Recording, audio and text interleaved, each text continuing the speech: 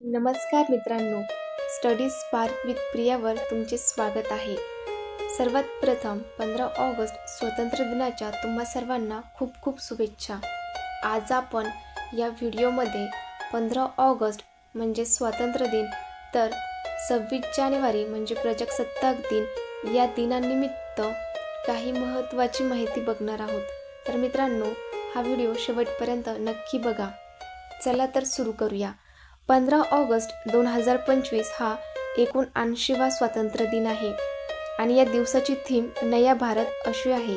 या दिवशी पंतप्रधानाच्या हस्ते लाल किल्ल्यावर ध्वजारोहण असते। तिरंगा ध्वज स्तंभावरून खालून वर खेचला जातो, त्यानंतर तिरंगा फडकविला जातो। यानंतर आपण राष्ट्रीय प्रतीकाबद्दल थोडक्यात माहिती बघूया। तर 24 जानेवारी 1950 रोजी राष्ट्रगीत आणि राष्ट्रीय गीत स्वीकारण्यात आले। राष्ट्रगीत जन गण मन रवींद्रनाथ टागोर यांनी लिहिले, तर याचा कालावधी 52 सेकंद इतका आहे। तर राष्ट्रीय गीत वंदे मातरम बंकिमचंद्र चटर्जी यांनी लिहिले, तर याचा कालावधी 65 सेकंद इतका आहे। त्यानंतर राष्ट्रीय गीत देशाच्या इतिहासाचा गौरव करते, तर राष्ट्रगीत देशाच्या सार्वभौमत्वाचे प्रतीक आहे। मित्रांनो, भारतीय ध्वज हा 22 जुलै 1947 रोजी स्वीकारण्यात आला आणि याची डिझाईन पिंगली व्यंकय्या यांनी केली। यांची लांबी आणि रुंदीचे गुणोत्तर 3:2 आहे। यामध्ये एकूण 24 आरए असतात।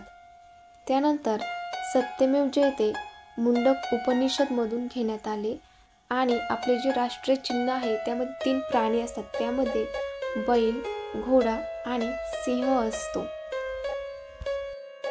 ध्वजारोहण व ध्वज फडकवणे मध्ये फरक। 15 ऑगस्ट म्हणजेच स्वातंत्र्य दिन। या दिवशी ध्वजारोहण केले जाते, फ्लॅग होस्टिंग। याची पद्धत तिरंगा ध्वज स्तंभावरून खालून वर खेचला जातो, त्यानंतर तिरंगा फडकविला जातो। या प्रक्रियेला ध्वजारोहण म्हणतात। तर ध्वजारोहण हे लाल किल्ला दिल्ली या ठिकाणी पंतप्रधानाच्या हस्ते होतं आणि ध्वजारोहण इतर सर्व शाळा संस्थांमध्ये देखील केले जाते। 15 ऑगस्ट 1947 रोजी प्रथमच आपला ध्वज ब्रिटिश सत्तेतून मुक्त झाल्यानंतर वर उभारला गेला, म्हणून होस्टिंग शब्द वापरतात। ध्वजारोहण हे नवीन राष्ट्राच्या उदयाचं प्रतीक मानलं जातं आणि हे भारताच्या उदय आणि ब्रिटिश राजवटीचा अंत म्हणून देखील चिन्हांकित करते। मित्रांनो, 15 ऑगस्ट 1947 रोजी भारतीय स्वतंत्र कायदा लागू झाला। ब्रिटिश वसाहतवादी राजवट संपली आणि त्याच मध्यरात्री नेहरूंनी लाल किल्ल्यावर तिरंगा फडकवला आणि त्यांचे प्रेरणादायी ट्रीस्ट विथ डेस्टिनी भाषण दिले, ज्यामुळे प्रत्येक भारतीय पंतप्रधानांनी पाळलेली परंपरा सुरू झाली। म्हणूनच 15 ऑगस्ट या दिवशी पंतप्रधान ध्वजारोहण करतात। 26 जानेवारी म्हणजेच प्रजासत्ताक दिन। या दिवशी ध्वज फडकवला जातो, फ्लॅग अनफर्लिंग। याची पद्धत ध्वज आधीच खांबाच्या वर गुंडाळलेल्या अवस्थेत असतो आणि राष्ट्रपती तो उघडतात म्हणजेच अनफर्ल करतात। यालाच ध्वज फडकवणे असे म्हणतात।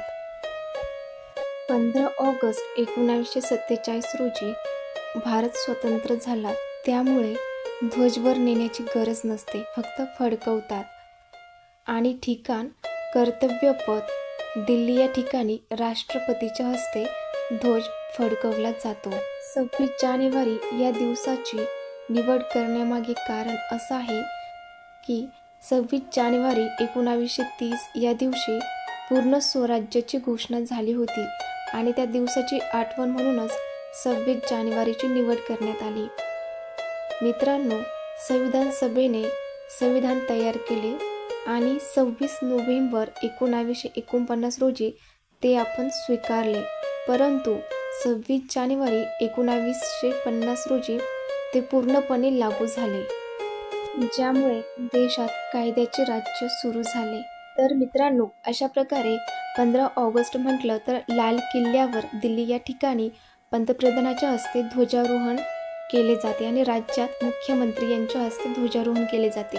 आणि 26 जानेवारी जर म्हटलं तर कर्तव्य पथावर राष्ट्रपती यांच्या हस्ते झेंडा फडकविला जातो आणि राज्यात राज्यपालांच्या हस्ते झेंडा फडकविला जातो। त्यानंतर एक इम्पॉर्टंट पॉईंट, लाल किल्ल्यावर सर्वात जास्त वेळा ध्वज फडकवणारे पंतप्रधान, तर सर्वात पहिले जवाहरलाल नेहरू यांनी 17 वेळा फडकवला आहे, तर इंदिरा गांधी 16 वेळा, नरेंद्र मोदी 12 वेळा 2025चा पकडून, त्यानंतर मनमोहन सिंग 10 वेळा ध्वज फडकवणारे पंतप्रधान आहेत।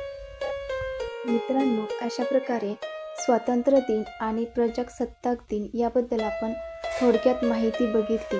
व्हिडिओ आवडला असेल तर नक्की लाईक, शेअर व सबस्क्राईब करा। थँक्यू।